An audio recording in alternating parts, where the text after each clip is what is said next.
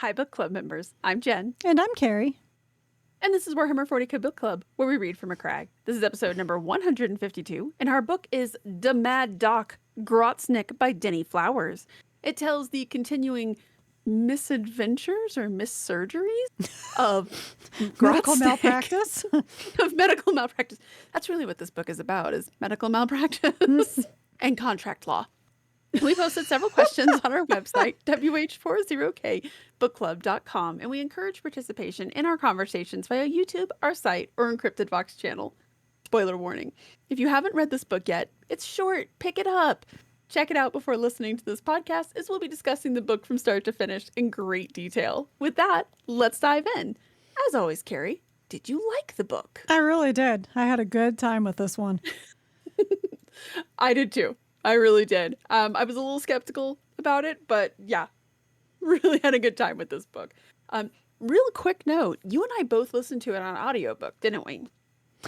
Yes, because I knew I was not going to have much time to sit and read for reasons. And so I listened to the audio, and I'm so glad I did. Same. Harry Myers. I had to go back and look in on Audible to see who had narrated it. God, he does a good job. He does such a good job. My favorite thing of listening to it is that the little interjections he puts in there. Yeah. So like the laughs. The laughs and the he did that a lot, right? Like I really liked, especially with Valtron was like thinking through things and he'd go, like he really added a lot of color to it. Great narration. Really loved that. I am always a little hesitant with orc stuff, but 10 out of 10. Absolutely. He did an amazing job. I think he might have done one of the other. And it helps that I'm pretty sure he has a natural Cockney accent, so he's able to go like naturally into it. Yes, he did. He also did War Boss and The Big Daka, both by Mike Brooks. Apparently, he also did that Bad Loon Rising by Andy Clark in the Warhammer Fantasy universe. I had to look that up because, yeah, really liked his work. Didn't love his female voice work, but no, but he only had she had like 10 lines. Yeah, he only had like one to do. So, you know, but when I heard, so I started listening to it I was about chapter 6. I was like, and I heard his voice. I was like, "Ooh, I don't know how he's going to do Wesker," and it was not very good. But again, she's not there very much. No. What parts stood out to you? I did think of you though, with her name being Wesker. I was like, "Oh, it's Jen's favorite character from Resident Evil." Well, they had Wesker and they had Renfield, and so I was like, "Oh, these humans are not on the level. You don't just pick Wesker out of a hat. You're not just like, I did. The thing that was really funny is like when the book was first describing Wesker and like how I'm going to use the they pronoun for a second as they're moving around, because I am legit picturing Albert Wesker in 40k. And then it was like, oh, she did this. I was like, oh, no, that's just not working for me. So it was Albert Wesker, but with like a long blonde wig in my head. Well, Alberta Wesker. Alberta Wesker. Yes. And as soon as she was talking with Renfield, I was like, oh man, no, there's nothing. These people are not good. Are you saying that Denny Flowers might have chosen those names on purpose? Very specific names. A little bit, just a little bit. Is it? So I never played Resident Evil. Is Renfield from Resident Evil? No, that's Renfield's from Dracula. Ah, okay. Remember the guy who goes nutso and he's talking when he's in the mental asylum and he's talking to Dracula. It's been a long time since I read Dracula, so that's fair. Fair. I think, but I didn't enjoy that book. So shit, I'm trying to think of who. Gosh dang it! I'm gonna have to go into Google and look this up really quickly. Who played in Bram Stoker's Dracula? Yes, that's what I'm looking for. You know, the one that we did. It is Tom Waits. I knew it was Tom Waits. I was like, wait a minute, was it Tom Waits? But I couldn't, because it's actually like a functional Tom Waits in that scene. I mean, as functional as you can be playing Renfield. Oh, was that the movie with Keanu Reeves and Yes, that Gary one. Oldman? Um, That movie was quickly, since I know that movie was we're going terrible. off. Oh, it's terrible. But like none of us had seen it since like the 90s, my husband and his friend and I. And we all went to an Alamo Draft House showing of it because they were doing like a menu with it back when they used to do that kind of stuff. And it was we got in there and we were like at the end of the movie, we were like, that was worse than we remembered it being. That's pretty bad. It was pretty bad. Anyways, what part stood out to you for Mad Dok? Aside from the terrible Dracula movie, there was actually a couple of things. One, I think, was when the tentacle monster, grabbed Grotsnik because like Valton's like looking around. He's like, "Oh, it's just the drink. It makes you see things. Like, do you see spiders in your head?" And he's like, "No more than usual." I was like, oh, "Okay." I'm like, oh, "Okay, so that's a thing with orcs. They see spiders." That when a tentacle grabbed him, he's like, "Hey, Valton, is that a tentacle wrapped around my leg?" He goes, "Yes." Like, "Well, that ain't good, is it?" It's like, I mean, I can't imagine being that calm when a tentacle monster grabs my leg. But the one that made me laugh really hard was when Grotznik was talking about how humies reproduce by themselves, and he was like, he goes, "They do what?" He's like, "Oh, I won't spare you the details. It's very gross." I love that because that harkens back to that actually might have been a Denny Flowers book. No, it wasn't. It was oh shoot, why can't I think of his name? The guy who wrote the Gosgul Thraka Oh, Nate book. Crowley. Nick Crowley. There's that scene where he's talking with, I think it's the pirate orc that they're talking to, and they talk about, there's like, do you even know about reproduction? And they're like, oh, we know. We think it's funny. Like, definitely, it harkened back to that, which is always like one of those like quotes that's always stuck out in my mind because it was really funny. But that one, when he's just like, oh, I'll spare you the details, it's gross. I'm like, oh my God, that would be what the orcs would find disgusting. Of all the things. Of all the things, that would be what they would find gross. I liked that a lot. The thing that had me like cackle a little bit was when I think it was with the injector and Valtrin's thinking and he's like, "Oh, well yellow's the opposite of purple." And I was like, Yes. "So the orcs know color theory." It's like, okay, like It's I like, haven't thought about that in forever, but you got a point, dude. you do have a point. It was just so funny. I was like, "Oh my God, they know color theory." Do they like picture it on the color wheel? And yes. That one was very funny. I also liked the commandos. I thought like there were just so many the orcs in general. I thought he did a really good job of balancing like funny orcs, funny orcisms, with them also being a little scary Hmm. and also a little bit more than they're supposed to be. That's a good way to describe it. Yeah. So Grotsnik is quickly becoming the orc answer to Fabius Fabulous Bile. Bill. Yeah. Mm-hmm. Yeah. It was Does it about work? when he walked in and saw what happened to his squig. I was like, oh, okay. He's Fabius Bile of the orcs. I get it. Actually, no, it was not that. Well, It was not that. It was when he said that orcs are what I say they are. But a proper orc is what I say it is. I created everything. Everyone should be thankful to me. I was like, I've heard that speech before. heard that speech before. And then when he's talking with Gazgul Thraka and Gazgul Thraka mentions something about the gods, and he's just like, there's no orc gods. Um, which is interesting because again, you have like the two parts of his brain which are constantly warring and fighting, and then there's that other thing that appears to be talking in him. And but as soon as he was talking about like the gods, and he's like, no, I created this thing. I created him. There's no real. I Hmm. was like, oh, we've seen that before, haven't we? And just his constant tinkering and much. And here's the thing that's really funny is that he doesn't really know what he's doing, right? Like he's just kind of. Right. But I wouldn't say that that makes him all that different from Fabulous Bill. No, he's just stumbling around and experimenting. And finding new things. And, you know, If it works, it works. well, when they're in the lab and Valsin's like, we have to burn this place down. Like, this is, like, none of this is right. And he was like, nah. Like, I need this stuff in here. That's totally what Fabulous Bill would have done. Oh my God.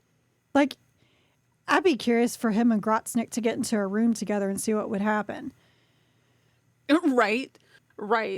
And to a lesser extent, Belisarius Call, right? We have our 3 tinkerers. We've There's 3 mad scientists. The 3 mad scientists. We've seen with the Drukhari, we've seen several homunculi who are kind of in that same vein, right? The Necrons don't really need one, I guess. I wonder if the Tau have a Mad Dok. Like an evil mad scientist character. What cast would that even be in? The Earth cast? 'Cause there were the scientists, if I remember correctly. I don't even know. Like, would that ascend beyond that? I don't know. Somebody who's really into the Tau, let us know. Where would their evil scientist, mustache twirling evil scientist be? Because I just remember from that one short story when they came into that lab, again, it was a lab, and they're like, we have to burn everything. And the Earthcast guy was like, nah, I need to study it all. That's what made me think of it. Yeah, you could be right. Again, when you're doing stuff, knowledge for the sake of knowledge without wisdom. Right. Exactly that. And I mean, in Grotznik, well, I don't know. It's hard because every now and then, you know, he's obviously just kind of tinkering and toying, and he probably knows more than your average bear, right? But every now and then he would tag into something where you're like, oh, no, you actually do know. Like, you understand a little bit more about the way the world works. Like, I actually really liked the way that he explained the Genestealers. The skin thieves. The skin thieves. That's just a great name in general. But when he was kind of explaining them and the squiggly bits in your blood, it's like, oh my God. But when he was explaining the way that they work, I was like, you actually, like, you're on to something here. And there were a couple of things too when he was explaining just like how, like, when he's talking about like his humors being out of balance and his bile. Mm-hmm. I was like, oh man, you know, just enough to be dangerous.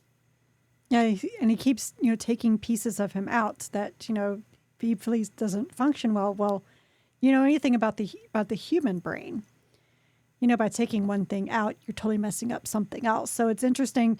So, and the other thing that's interesting, you know, because he took, oh my God, Kurlak's hand, and then now he has his memory. So it's like, what did you do? Did you take some pieces of his brain so you could see like what knowledge he had, and now you have all that? That's very interesting.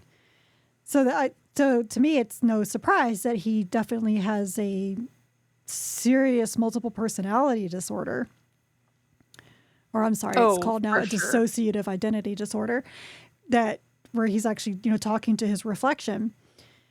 And that, who's to say that's the only personality he has? Because he goes back and forth and he's like, well, I don't remember. He's like, what was I saying? I don't remember talking about that. Is that true? He doesn't? Or is this like, or is he like Belisarius Call and constantly jumps back and forth because he's playing a different game with everybody? That was exactly what I was thinking as well, is with like, because we saw that in the great work, right? We saw all those different, all the different, I don't want to say brains, but like, yeah, and he even talked about the compartmentalizing himself. Mm-hmm. And you can tell that Grotznik is trying to, but not with any great effect because he doesn't really get it. And there, it does feel like there's something maybe not right. Just not right, like something sinister going on with within his brain. Since some of his personalities would get a little dark, let's say. Yeah, it was really funny when he would start, you know, throwing a fit and the nerves would just jump on him and inject him. He's like, oh, well, what was I saying? Okay, so anyways, it's like, what the hell, man? It's like we got Jekyll and Hyde going on and you're getting a quick injection.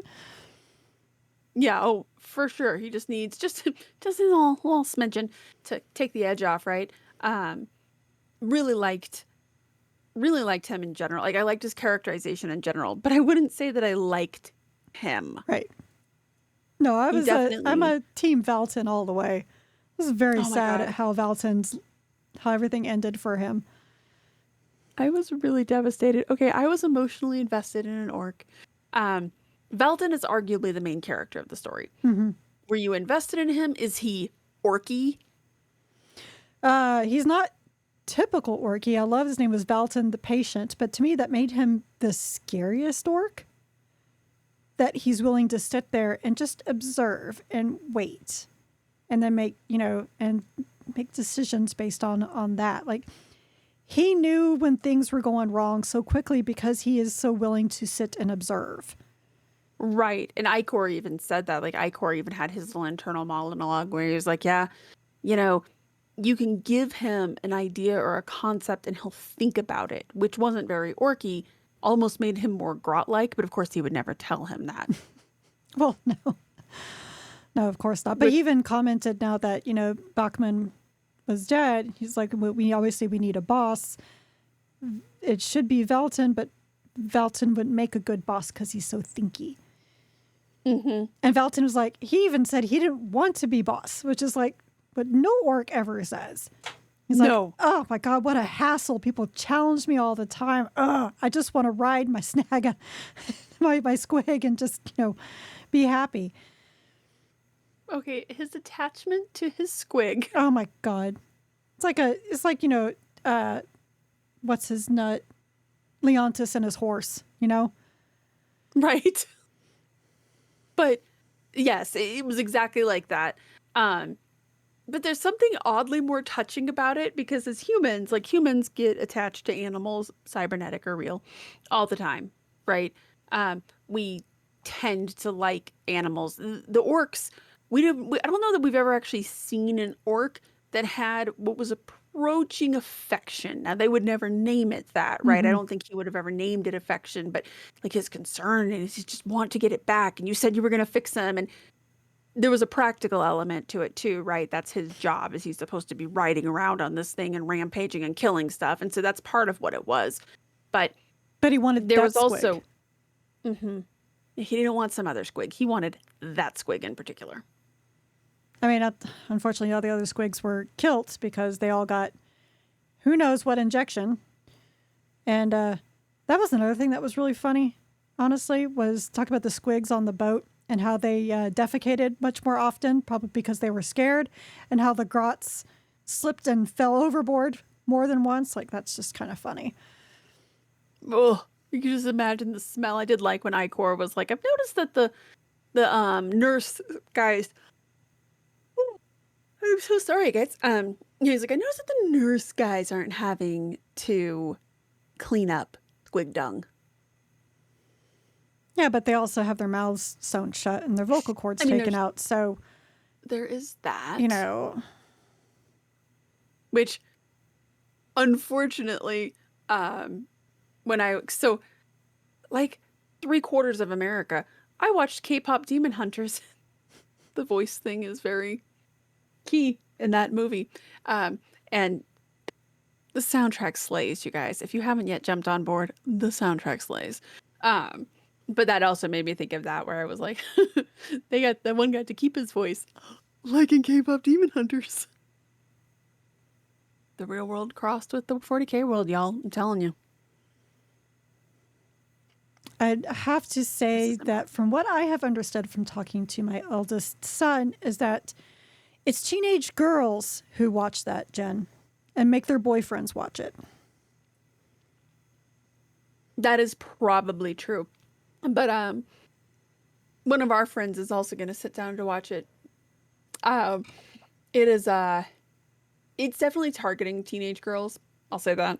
But it doesn't mean it's not fun that the soundtrack doesn't slay. But there's a very key moment where somebody in there gets to keep his voice, and that's all I could think of when I was listening to when I was listening about the Grots today. Like the one nurse has his voice, right? I was like, It is interesting that Grotsnik doesn't like anyone. He needs somebody, right? He needs a second hand. He needs his nurse. He needs this Mm-hmm. person. But man, he doesn't like people arguing with him too much. Whereas Valtron, He on the likes other hand, sycophants. very much so, right? Which we also have kind of seen with Fabulous Bill. We've kind of seen that with Belisarius Call, with him continually cloning his friend. Right, but Um, his friend is the only one he doesn't want to be a sycophant because he wants his friend right, back. right. He wants his actual friend, so he keeps cloning him. Um, there's just, the 40k universe is a little metal. Valtron, though, it almost seemed like, obviously Icor is a grot, and he kind of like, he still swats at his head and stuff, but I did like that Icor kept thinking, he's like, actually, he's not so bad. He's actually a pretty good guy to serve. Yeah. I'm just saying that there was a little bit of humanity to Valtron. He was still orky and terrifying. But Did you read the book at all? Because it's Valton. There's no R. Did I say Valtron? Jesus, Yep. I'm sorry. No, it's okay. Valton. I was like, Nope. but I was thinking like if you never read it, you wouldn't have known because I could see where you would get that just from the audio. No, Valton. Nope. I have no idea why I said Valtron. I'm thinking Voltron, I think. Yeah. Oh. That was a verbal slip there. Wow. I mean, there were some mech boys in it, but not like Voltron. Comes off the tongue easier for me. Yep. Valton. Yes, Valton. I was very emotionally invested in him, and I was devastated when he woke up on that slab. Yeah. But I liked but I liked that Icor still came to him and he gave Icor a mission because that's what he told Grotsnik he was going to do. He was going to remember who he was. Very much so. Do we think there's ever a chance that he gets up off that slab? No. And remembers who he is? I don't know. I think he will get off that slab, but it'll be as a cyber orc. I was kind of hoping like the way they described them. I was kind of hoping Gazkul Thraka would take pity on him. Oh my god, yes, same actually. But I liked that he didn't. But I was hoping he would. Like maybe not to, save him, but like just put him out of his misery. Right. Like kill him so that he doesn't have another toy to operate with. Right, even if it was just out of spite. We'll talk about Thraka in a second. Let's jump over to our Yumis for a second. Were you invested in them at all? No, not really. Same. I didn't think very, very much about them until I think it was when they got to the lab and they realized what it was, and immediately I went Void King. Like oh my god, how did I not catch that they kept calling him the Void King, that they were worshiping the Void King? I did like the moment when the Lord Byron comes down and like grabs her face, and for a split second there she sees the reality. She sees the patriarch, and then it goes right back to right. being And then she's like, "Oh, reality's God reasserted itself." I'm like, "No, hun, no." Oh, pumpkin. I felt as soon as like it just does make me feel bad for people when they're with the Genestealer world because they genuinely have no idea. None. They have no idea what they're doing. They have no idea what it is they're worshiping. They're just kind of and it's not necessarily their fault, right? Like there's a heavy degree of psychic nonsense going on. But when she's sitting there talking about like, his children will have to grow up as orphans, I was like, oh my God. Like, and just all of their terminology from the beginning, I was like, they're jokes aside about Wesker and Renfield. The way that they were just describing the Lord Byron and the terms they were using, I was like, oh, these guys aren't on the level, are they? And then the Genestealer reveal, I was like, classic. Yeah, I didn't really think that. I didn't start to think that they were not on the level until that doctor, I guess, showed up and she had that mutant behind her. I was like, well, hold on a second, because that's a problem to begin with. And then when she started talking about, some of them are just, they end up being mistakes. And I was like, mistakes. Oh, shit. Like, there's like, then like things start clicking. It's like, Void King. Got it. Makes sense now. Yeah. When they were talking about the tentacle monster, my first thought is I was like, ooh, I wonder if these are chaos worshippers. Like, I wonder if there's like warp nonsense going on. Right. And yeah, but there's something not right on this planet at all. Correct.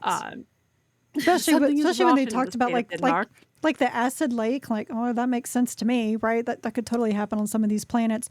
But when they're like, but it only eats biomatter, I was like, well, that's interesting. That should have actually honestly been the first clue. Mm-hmm. Yeah, probably should have been. Because what an oddly specific thing. And yeah, no, it's just, some good old fashioned Genestealers. So on one hand, I don't like the orcs getting a victory, but on the other hand, they're kind of doing the Emperor's work there. Oh yeah, I like that Gazkill took care of the Patriarch. I did like that.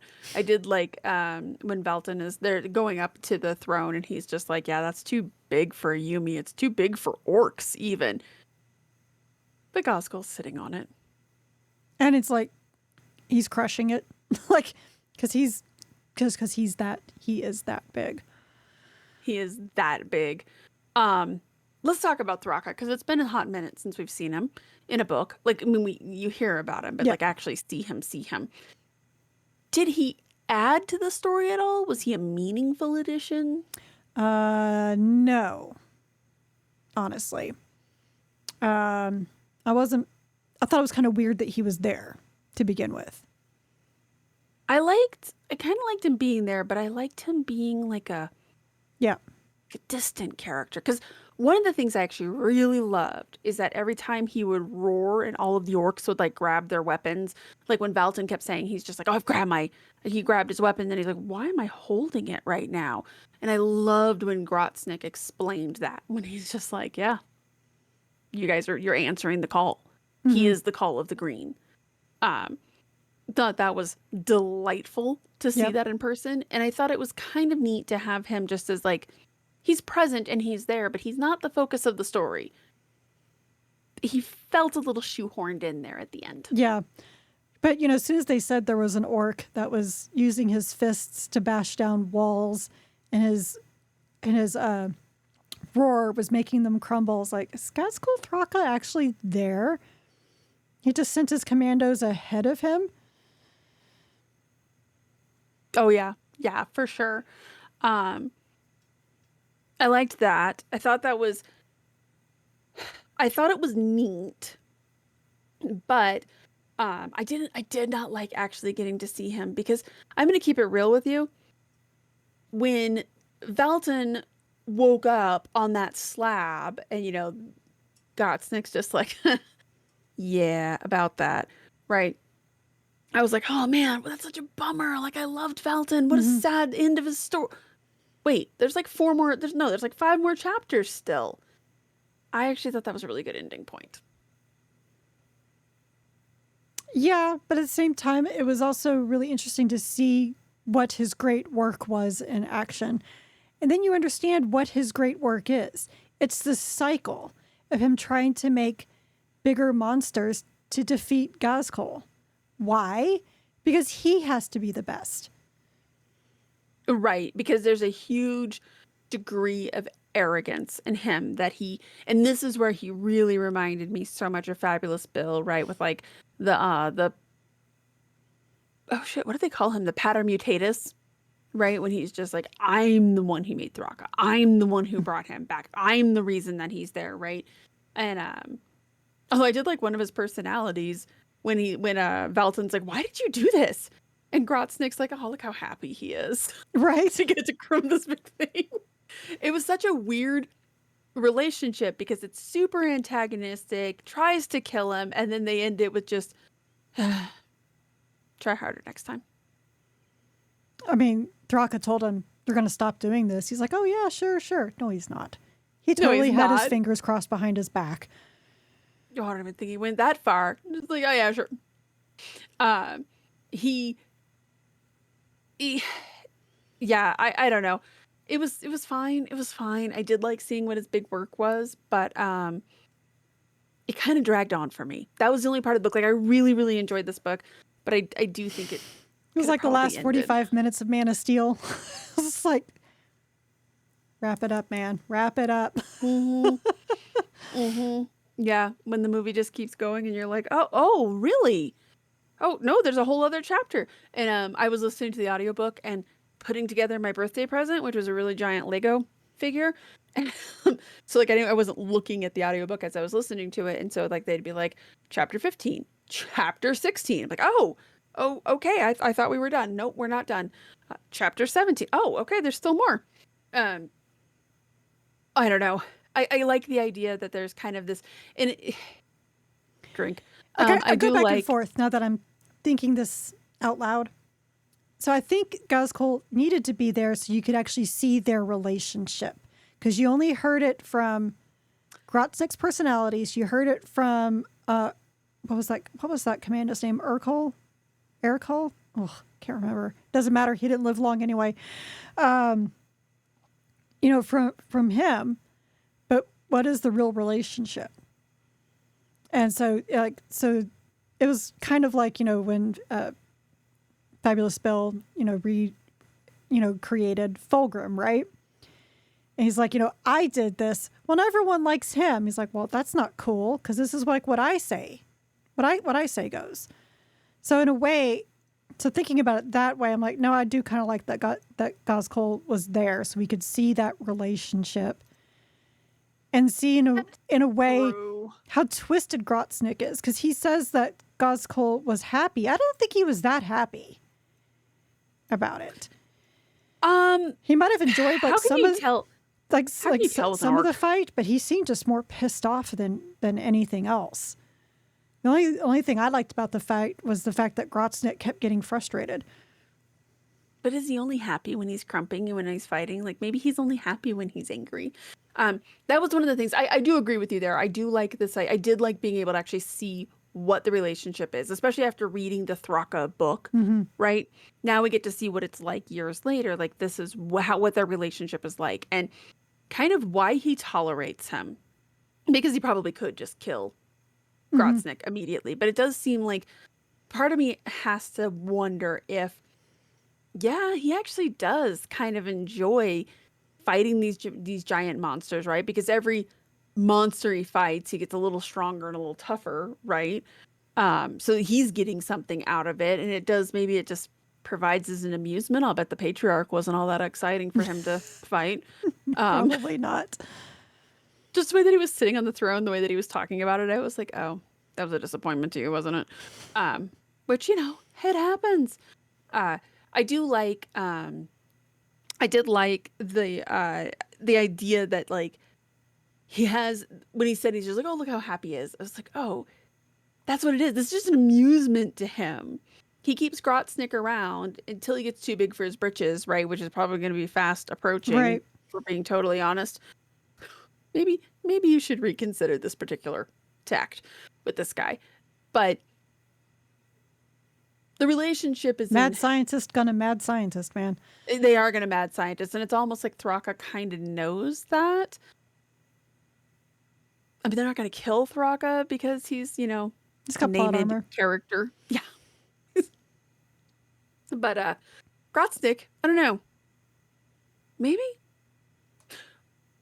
I was rooting for Thraka. I'll say that. Cause I was too. I was like, no, Grotznik can't win because I can't stand this guy. Right. And I knew he wasn't going to kill Thraka, but the question was, okay, how's he going to win? Is it going to be one of those things where he's like, I really did win this fight. I won the war, not this fight. No, they didn't do that either, really. He just kind of, slinks off with his claw. Oh. I did like when Valin is like, oh, his claw's dragging. That's not good. It just dawned on me now that this is a lot like The Incredibles, right? Constantly perfecting that one machine till it could, Oh, till yeah. Mr. Incredible couldn't defeat it anymore. Yep. That's true. I didn't even think about that as a comparison. I'm thinking about So it. I could totally, so like Grotsnik is like Syndrome. So he says he's making everything better, making everybody supers. Remember, that was his big thing. that's right. That was his big thing. I do think he's much more like Fabulous Bill in that regard, where he kind of has a purpose, but he's definitely doing his own ends. And so the question then becomes, what else? What else is he doing while he's busily creating an army of cyborg orcs? Which is so funny that he's basically creating servitors, Yes. but orcs. Mm-hmm. I like that the orcs have definitely taken some of the more charming ends of human civilization. Well, I guess when they live that long, right? And, Thraka can speak High Gothic. True enough. Dude, true I can't enough. speak Latin. I can kind of read it, but that's about as far as I go. Okay, what in Mork's name happens next? And is the Imperium ready for it?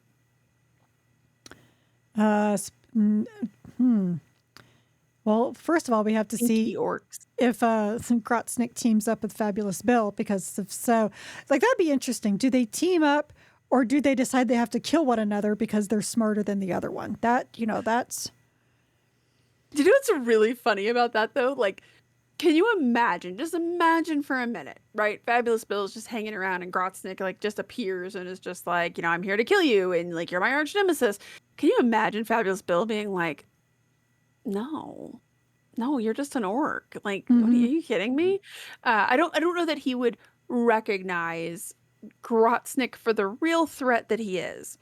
Although maybe it would be like when Fabulous Bill went to the Dark City, right? And he was training under all those I homunculi. was actually just thinking, like maybe Grotsnik should go visit Kimura. Or, Fabulous Bill takes Grotznik under his wing because I just think he's neat. It actually dawns on me, it kind of is within his idiom to be like, a thinky talky orc. We can work with this. Well, the whole time And then he Grotsnik ends is up like, training him. how can I get this guy's brain and shove it into Right. my brain? That was honestly, the orc anatomy of this cracked me up this entire time. He was just like, he took pieces of me and stuck them in his ear or something so they would attach to his brain. It's like, y'all are so weird.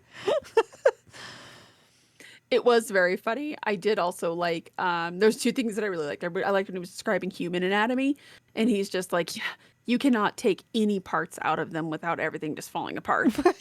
Yes. That was pretty funny. And I did like the reveal with that one grot that he had taken out the brain and put it in his, and he's just like, the nerve. Well, the thing is, I don't even know if Nurse actually did that, because he kept saying, he's like, he was so smart, I can't even see the gateways. Maybe Nurse didn't do that. And you just went psycho for no reason. Hard to tell because Yep. it's an orc. And it's orc science. So either way, I think it might make sense. Could go either way with that one. Honestly, what I thought that was more than him thinking that he took some pieces of his brain, was because how dare someone possibly be as smart as me? Which, Fabulous Bill. Honestly, that could be. Because he even said when definitely he could have been killed an him and he arrogance. looked at his brain, he couldn't find his pieces in there. It could very likely be Nurse was just that good at surgeries, but we can't have a grot be that good. We can't have a grot, And there's really, be as smart as me. we see this with the orcs, right? At eventually some point, like we see this a little bit with Valin, we see this certainly with Grotsnik, we definitely see this with Thraka, that as they live a very long time, they start to get a little bit smarter, a little thinkier, right? They start to comprehend a little better. What's to say the Grots can't do the same thing, right? You have this Grot who's training with you, loose on those words, but working with you constantly, has lived a very long time. What's to say that they don't have the same thing too, where eventually they could be like, oh yeah, no, I'm definitely on the same level as you at the very least, right? I don't know that much about orc and grot anatomy. But I don't, this is what makes the orcs so very compelling right now, especially with Thraka. Now, we've always said, and we have seen in every book that we've read about the orcs, that they are their own worst enemy, right? I did like how they talked about, like, orcs standing on guard duty never really works because they'll just get bored and start fighting each other, right? And Thraka, for all of his like prowess and his control and his gifted by the gods, right? Like for all of that, he still is working with orcs. And so he can only really unite them so much, right? But even then, we're still starting to see these orcs who are like becoming a little bit more than they should be. But the Imperium does not recognize that. Like, I don't even think Bob recognizes what a threat Thraka is. He just knows he's a big pain in the ass, right? No, that's where he needs to call a meeting with Ragnar Blackmane and discuss Thraka. Or if I'm assuming Yark's still alive somewhere, probably teaching in a Skolum, talk to Yark. Well, all kinds of things he could do.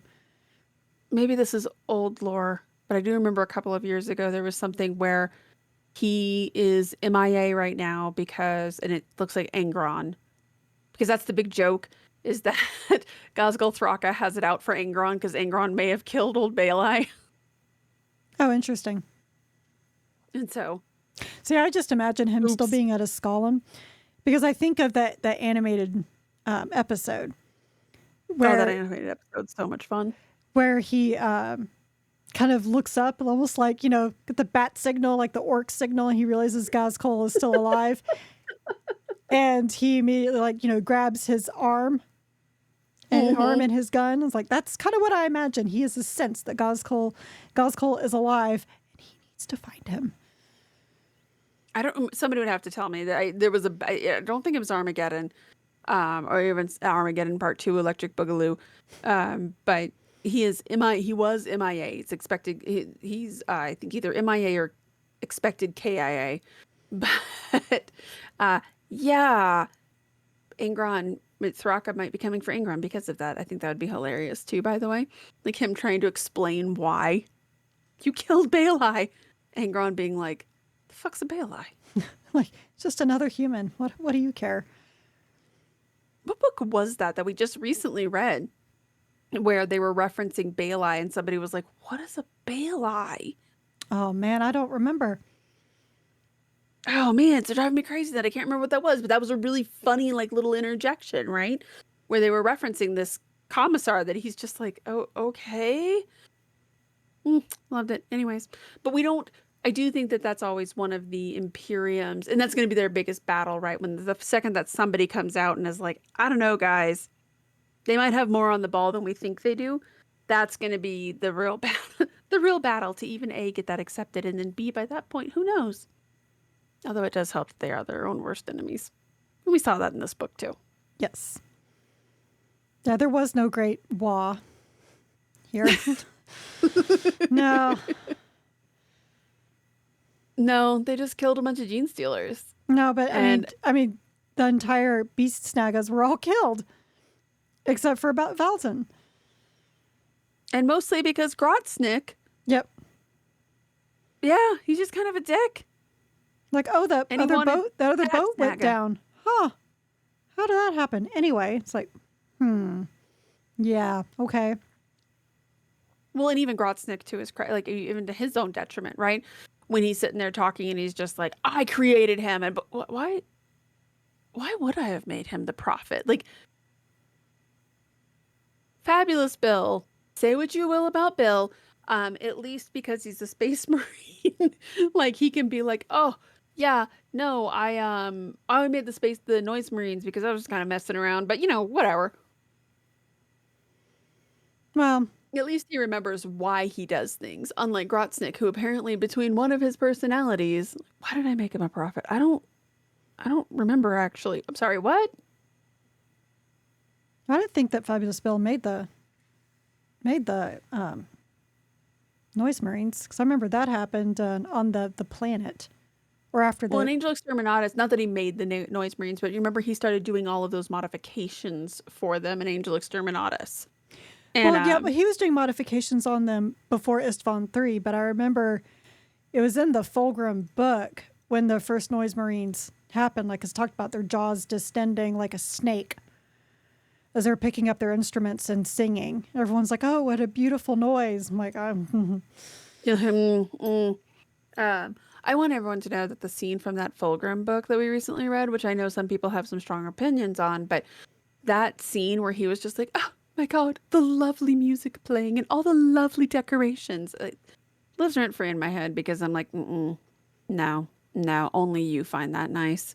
Kind no, of because like a lot of the I stuff. remember the Horus Heresy Fulgrim book where that one sculptor who didn't go down to the planet and he's like been holed up in his room because he's making his great work, and he comes out to the bar and he's just like, what the shit? Like, they're all like, isn't it beautiful in here? Isn't the music amazing? He's like, what is wrong with you guys? Like, this is ugly and awful. Like, what are you doing? What are you doing with your lives? Worshipping chaos. Right. Without realizing That's the short it. answer. That's the short answer. I love the orc books. I love as we continue to learn more about them. I like the way that they're building them out. But I do. Obviously, we can't just immediately have like the lion versus Gosgol Thraka, which, by the way, is the lion even alive in the 40k universe as far as the Black Library is concerned? I don't think he is. I don't know. That whole book might It's have been a mystery. fever dream. It might have been a fever dream. I have it right up there. It might have been him dreaming while he's, on the rocks. So if it's if they pull a Dallas on me, I'm going to be very sad. everybody loves a all of good a sudden- Dallas ending. Bobby Ewing's in the shower. Can't handle that.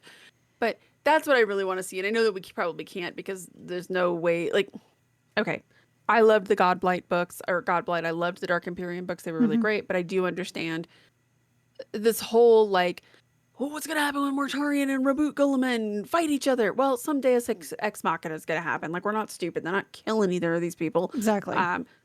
Oh, I dealt you a mortal wound. Curses. Run away. But I do want to see. I want to see like a Thraka. Like I do. I love the way we're building on the orcs. I love all of this, but I do kind of want to come back to like, okay, and here's why this is a problem. Other than like, ooh, this could be a problem someday. I would like to see something. Yes, I'll go into it knowing there's going to have to be a Deus Ex Machina that comes in and busts out either the lion or Guilliman or whoever's fighting him. Right. I'm totally on board with that. Unless but it's I an do unnamed kind of want to character. see it. Or an unimportant named character. Yeah, because he's not going to kill Ragnar Blackmane. He's not going to kill Logan Grimnarch. So I was like, well, maybe they could go to the Space Wolves, but like, it would just have to be like a guy, Right. like, one of those guys. I don't know. I don't know. Lucas, the trickster. And Yeah, but they're Gazgul not could be gonna kill fun. him either. I bet that could be fun. It could be fine, but like you're gonna need to have some type of like. But it's Lucas, so you already know there's going to be a Deus Ex Machina because that's his idiom. To be fair, Yes. to be fair, I would read it. I mean, I'm gonna read any real orc book. I really do enjoy them, but I do want to see their story kind of progress in some meaningful way. I know it's not going to happen in the Black Library, but I would like to see that. This may be as close as we're going to get to in a meaningful way. I think that's what this character series is interesting and yet not at the same time. And I say not because that's not going anywhere. It's just, these introductions to these named characters. So I'm glad I got to read about Leontis because I didn't know who he was. Because I don't play the tabletop game and I don't, paint the figures and all that. And I don't read all the codices. So I had no idea who he was. So I found that interesting. But it's the same thing with Lilith Hesperak's book. That went nowhere. It was just to show this is who this character is. And look what a crazy bitch she is. Cool. True.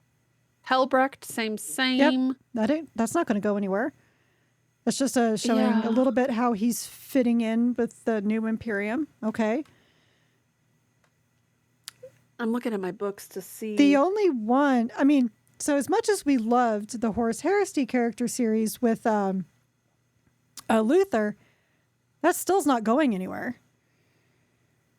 Huron Blackheart was a really good one too. That was a good one, but that's not carrying anything forward. No, it really, I mean, they really are. And I'm not looking necessarily for major lore progressions or even major No, lore reveals. Looking no, at the I'm just Luther saying, like, one, the way this is right now, like, these are just introductions in a way. They're not progressing anything. they really are just like a character study. Yeah. Like a day in the life of, if you will, which for Luther, it probably was like the longest day ever. Who knows how long he was talking to those people? I don't know. I just work here. Yeah, like Cypher. That one's kind of a weird one. Huron Blackheart. Huron Blackheart's still probably one of my favorite ones. Although this one I think just shot to the top of the list. I did think it needed to end a little sooner, but Oh, you know I what? really, You know what I'll really say about enjoyed it. Huron Blackheart? That one explains how Guilliman gets his shit back. So there's that. Oh, that's true. Actually, that one does. That one actually really. That one does explain that. Luther actually gives a lot more backstory into like his frame of mind and some stuff. Lilith Hesperax. I mean, if you were into Lilith Hesperax, probably really fun to get her slice of life. Well, I mean, you Thraka, get to see obviously, different, Thraka gives us his history. you get to see different sides of Lilith. So I'll give it that. Right. And then obviously the Thraka book gave us a lot about Thraka. Yeah, I don't know. And then, Gene Father gives us a lot about those two. That was kind of like a double character book, more than a book. Because, don't we just need a book with all three of them? We just need, the The Mad cemetery Doks scene. all together. I'm gonna say a phrase, and I already know that you haven't seen this movie, but I would just go with me on this one. You know that scene, the cemetery scene from The Good, the Bad, and the Ugly? That's what I need with these I have three. seen that movie. Holy shit! This just in, Carrie has seen a classic movie. My dad You made heard me it watch here it. first, folks. Okay, so the cemetery scene, I need that. Also, I need there to be like some sort of like I don't know. every Metallica concert starts with that. So just throwing that out there. It's easily one of the great. It's one in the top 10 Yeah. scenes ever put to film. Fight me. It is so well done, especially with the music and that. Oh my god, that Ennio Morricone theme song. Just, anyways. I love my spaghetti westerns. Although The Good, the Bad, and the Ugly is not the best of that trilogy. It's actually for a few dollars more because of the pocket watch. If you know, you know. But anyways, that's what I need. Like I need there to be like some magical MacGuffin that all three of them are approaching to get, and then just have this like dance off between the three of them. Not like in the You Got Served, but like in a figurative manner. A dance off, and I would be so excited. It would be a lot of fun. I don't think we're going to get it, but it would be a lot of fun. To quote Hemingway, isn't it pretty to think so? Yes. And you know what would be even better? And I know we've talked about this before, but if you could have like a three-person, have like Nate Crowley or something, right? Or even Denny Flowers, right? With Grotsnik, and then have like the parts that are written for Belisarius Call by Guy Haley, and it would just be really nice. You're going to bring Josh Reynolds back just to write Fabius Bile? No, because we've gone back to being the actual Fabulous Bill that we all know and love, the actual like evil guy. I would actually nominate Graham McNeil for that. No, actually, I'm going to nominate Robert Rath. I would take that too. Because I liked his characterization of him in not Fall of Cadia. What was it? Was it Fall of Cadia? Crap, I don't know. I thought he wrote him in one of those books. Maybe I'm confusing it with another book. I have read a lot. I'm trying to think. You know what? I'm confusing it am confusing it with the book of with Belisarius Call when Fabius Bile takes Primus. Oh yeah, that's Guy Haley. Okay, dang it. Thought I had That's something Gene there. Father. I did like him in that too. I liked his characterization too. But we need to have a three-way dance. We need to have a three-way author dance, a three-way bad guy dance.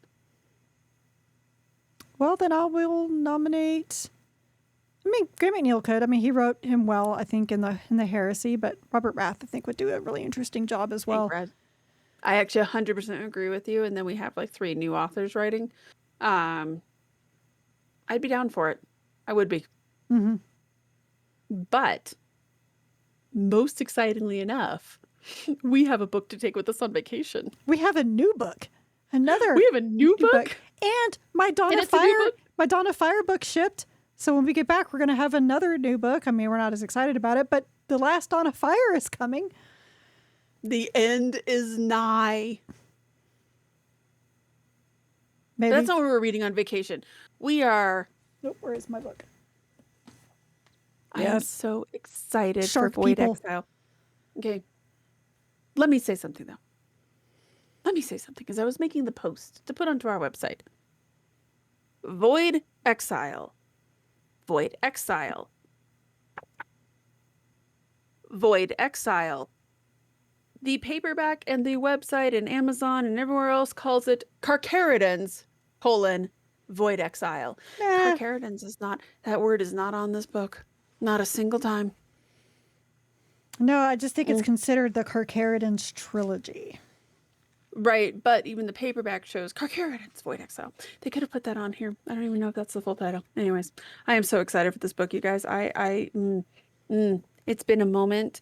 It's been a hot minute, and I'm very excited. And it also has silver pages. Do you remember that one time that we took Fabulous Bill on vacation? That was not a good beach book. That was not a good beach book. The last time I went to Costa Rica, I took, what do you call it? Apocalypse with me. Oh, that's a better beach book. Yes. So this has a lot of expectations riding on it, but I'm very, very, very excited. Yeah, we took a Godblight one year. We took that to Hawaii. Technically Kauai, but whatever. One of the islands. All right. Don't need to know exactly where we were, but anyway. Did we take a book with us last year? I don't think we did. I don't think we did. And I don't remember. No, I can't remember where we went last year. Cozumel. Oh, I don't think we did. That was Aruba, and I don't think we brought one to Aruba either. No, we did not. But this year we are bringing Void Exile to Costa Rica. We're bringing the shark people to read about sharks while on the beach. Maybe I should bring my copy of Jaws as well. I am so excited. Yeah. Thank you, Robbie McNiven, for delivering our Shark People book. So excited to finish this trilogy. But also just to get some more Carcharodons in my life. What the Carcharodons are up to. Yeah. The same. I like these guys. Yes, the one watered down not Legion, but chapter that I really like. You liked the... Oh, what was her name? The Exorcists. Okay. The other Robbie McNiven book that we just read. That's true. They were fun. They were Robbie interesting. McNiven just writes good... Okay, here's my meta commentary on Robbie McNiven. I really think he is the new... Like, there's this new wave of authors of theirs. He really is the new wave version of Graham McNeil. He just writes solid bolter porn. And not in a cheap and kind of meh way. He just writes really good bolter porn. And I'm here for it. And sometimes you just need some good bolter porn. We just had some good orc books. But we've read a lot of heavy stuff the last few months. And so, good or bad, we've read a lot of heavy stuff. And I really just want I some wouldn't Space call Marine the bolter salamanders heavy, but... That was not bolter porn, though, It was either. not bolter porn. Despite being Space Marines, it was not bolter porn. I'm trying to think what the last bolter porn book we read was. We read 15 Hours. That was great. But that's not Bolter porn, though. Oh, that's true. Dang it. That is... And the Broken Crusade wasn't really Bolter porn. No, it was not. That was... Eidolon was not. No. Another disappointment. Demon Hammer was not. No, but I love Demon Hammer, man. That was good. No, look, I'm not saying that they weren't good books, but like... No, I know exactly what you're saying. I mean, I think honestly, I think the Oaths of Damnation might have been the last Bolter porn book we read. Shit, that was last year. Yes, and it was October of last year because it was a spoopy book for spoopy season. Yeah, because Broken Crusade definitely was not. Eidolon, meh. High And then Calls before Oath, that, no. I wouldn't even call Voidstalker, and everyone knows how much I love the Night Lords. I wouldn't even call the Night Lords really Bolter porn. Right. It's been a spell. Yeah, we've read a lot of Imperial Guard. A lot of Imperial Guard, which is also good. Like, don't get me wrong. I also really like that we've been spicing it up lately. But yeah, I just want a good, solid Bolter porn book. So, a lot of expectations here. Yeah. Looking through my notes here. Dang, I can't believe it. That shocks me. Yeah. So this will be fun. Be good times. It will be fun. It will be. With that, Carrie, do you want to take us out? I sure will. So you have listened to the Warhammer 40k book club episode regarding Grotsnik de Mad Dok by Denny Flowers. Be sure to join us next time for Void Exile, or Carcharodon's Void Exile, however you want to put it, by Robbie McNiven. We are an unofficial book club and not affiliated with the Black Library or any of its affiliates. You can find both the vidcast and podcast on our website, WH40kbookclub.com. If you like this episode, please like, subscribe, give a review, all those wonderful things to the vidcast, either on YouTube, Spotify, Rumble, or the podcast literally anywhere you get podcasts. Come join our Discord. It gets fun in there. People are posting what they're working on, and thank you all for that. I love looking at what I could never paint. It's very entertaining for me personally. So, and our site also has articles about our adventures reading other Warhammer 40k books outside of the book club books. So please stay well and read from a crack. Do you got nothing? No, I might get you some chartreuse. Like, I get you some chartreuse with its green light above it. Sorry. Yo, You zoned out, didn't you? I totally zoned out for a second. I had one job. I have failed this city. Actually, what I will say is that as much as I love my get you some chartreuse, those Krieg books up there. Yep. And I have to say, if anybody got all three of these, they look really nice together too. I'm so glad I bought the other two. Even though I did not, because I suck. But oh dang, I forgot. I was gonna give a shout out to there was a really badass artist at Fan Expo, and I will have to post it on next time's podcast. He did some really, really cool Space Marine art that I actually ended up getting, and I'm really excited about it, and it's going to be on my walls soon. So not that I don't think you get to see it in the video, but it was pretty cool. I'll have to give a shout out to it. This right here, if you can see it, is actually marble art that I got at Fan Expo. Nice. And it's nice. I'll maybe next time I'll bring it a little closer, but it's basically from the Space Marine 2. So it's Titus fighting a Tyrannid, and it's gorgeous, gorgeous art on a slab of marble. That is really cool. Yeah, I know what artist you're talking about. I just could not afford their work. Yes, I spent way more than I should have, but I love it. So that's all I got going on. Yeah, all right. Well, we will catch you guys when we get back from vacation. Have a good one. Good night, everybody.